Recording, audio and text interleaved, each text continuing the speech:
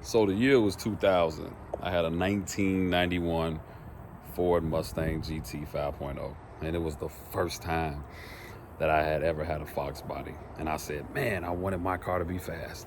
So what did I do? I said, you know what? I'm gonna get me some heads, cam, trick flow, everything. And man, I'm gonna make this car fast. Did all of that. And then a few weeks later, oil pressure dropped, blew up the car. From that day forward, I said, never again would I ever do a push rod. So ladies and gentlemen, I would like to introduce you all to the Mod Motor family. Everything you see here is modular. Ness the God.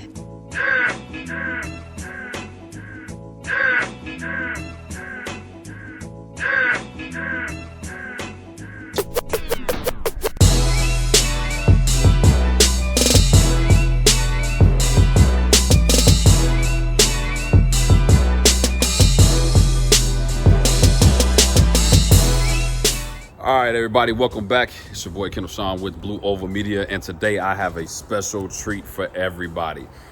I am out here at one of my good friends' house who is a legend that you all may not know. So this young man has built some of the world's most iconic modular vehicles, all right? Now, you may know him from a 93 Cobra that was built a few years back. He built a 93 Cobra, and he didn't put a 302 in it. He pissed the whole world off who always says that they should be stock. No, he actually put a Coyote swap in it, and it also had a turbo on it. One of the most greatest builds we've ever seen in the 93 Cobra.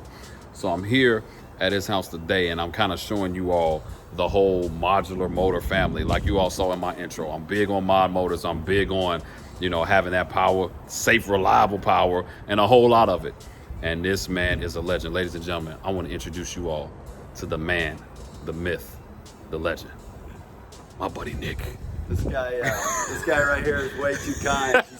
He said some things I don't know if I can live up to on that one. But I will say, getting the call that Blue Oval Media wanted to come out and hang out for the day and take a ride around, my first thought was, I got to wash these cars.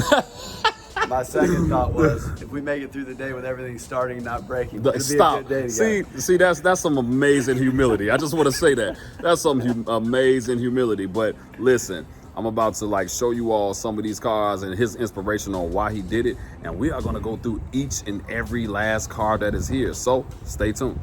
So as you all can see, these are some amazing vehicles, and I'm going to go over each one by one.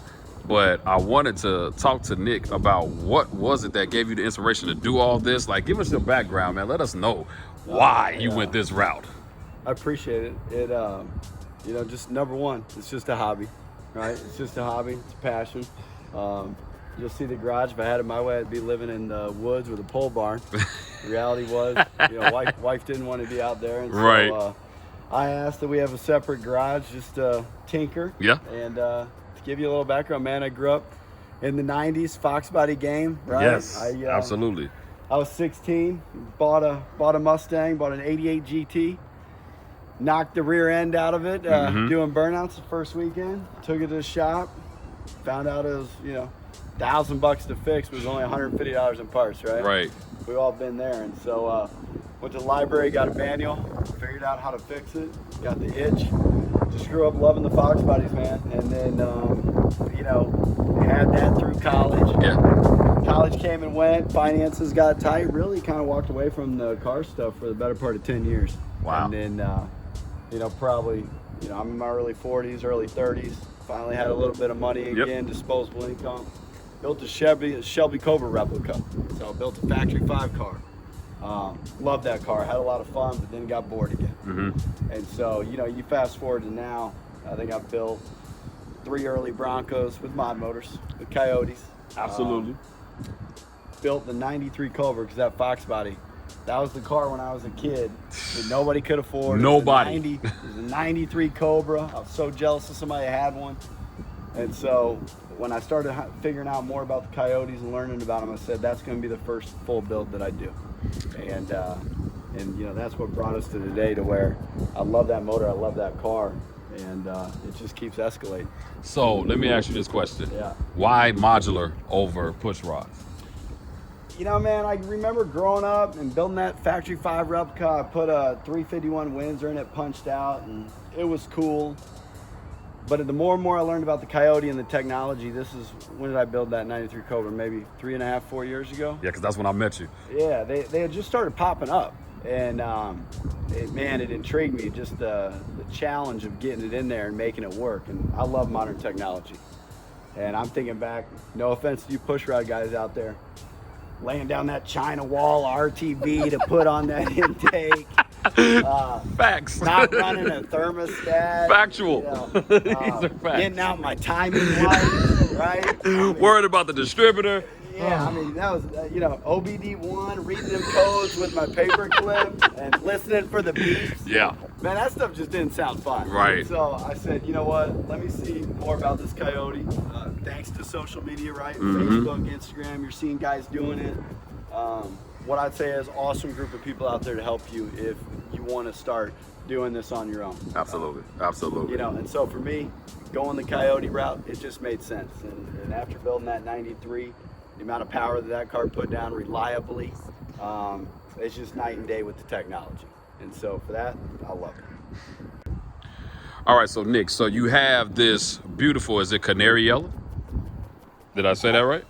I think it's canary yellow. I could be wrong. I'd be lying to you. All I know is it's special edition car. Well, then, right? okay, so if for you all, so you Fox body enthusiasts that know, I could be off, but it's a beautiful yellow convertible. What year is it? I believe it is a 91. Your viewers are they're gonna be mad that I don't know that, but when you think about the special editions, you've got the yellow. Yeah. It came with the yellow white top or the yellow with black. And I believe you also had what, the green, the 7 Yep, Up? the 7-Up. The 7 Up car. And so this car belongs to a buddy of mine named Billy. He lives here in Chicago. Okay. So he'll have it out rolling. What I tell you of this car is it's about 90% done. We are in the final stages of putting this thing together. Shout out to John Wise of Midwest Fox Rods.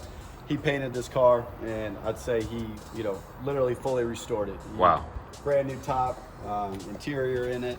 The underside of this car, I will tell you, is probably one of the cleanest Fox bodies that I've seen. Got it.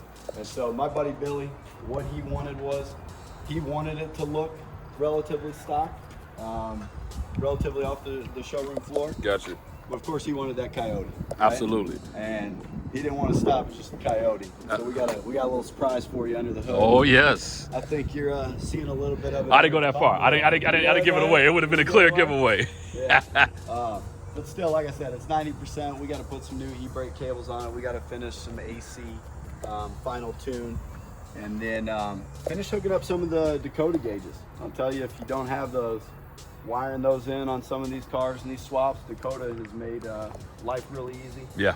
The next one that I'd say, you see the shirt, power by the hour. Absolutely. If there's anything you need in terms of doing a Coyote swap, Frank's been so great to help me. Yep. And help me through some of these challenges. As you can see, power by the hour right there. I'll get this hood pop here.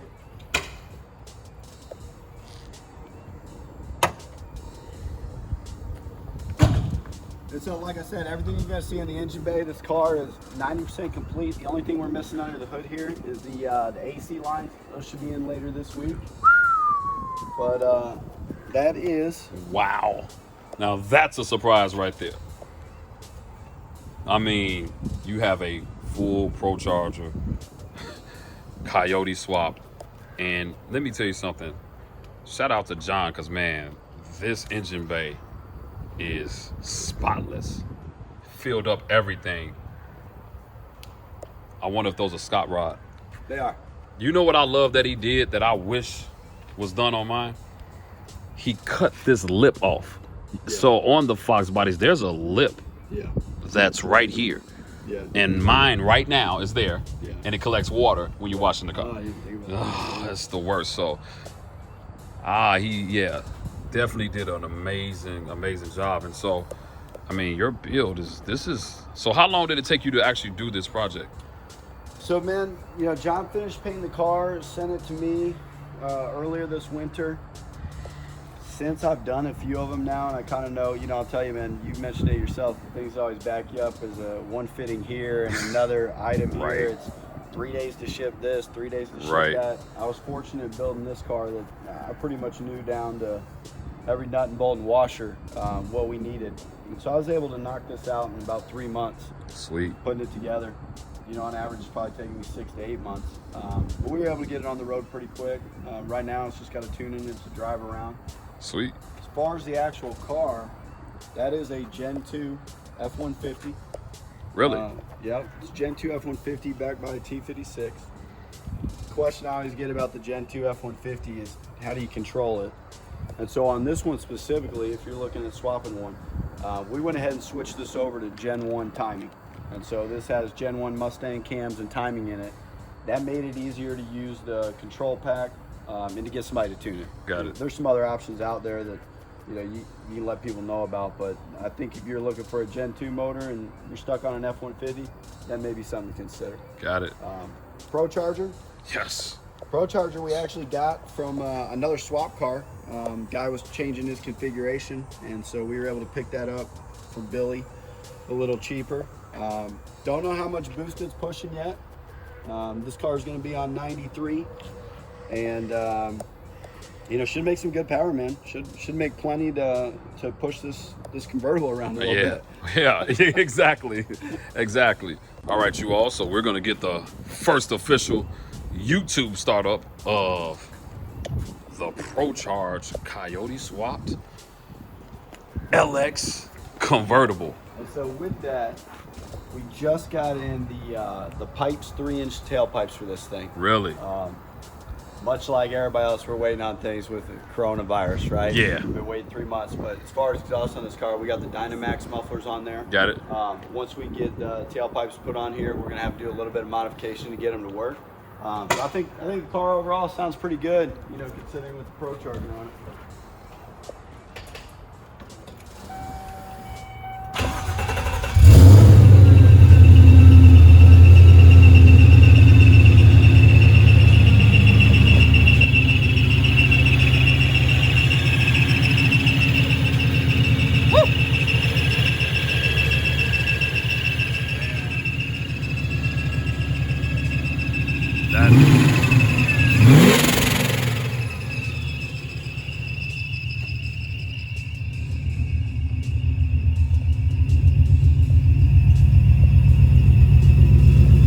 Man, that sounds amazing.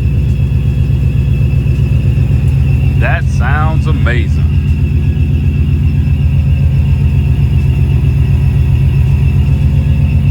All right, you all. So you saw it here first. Just gave you the intro to the legend himself. Now we're not gonna do a drive around in this car. You wanna know why? Because it's a customer's car.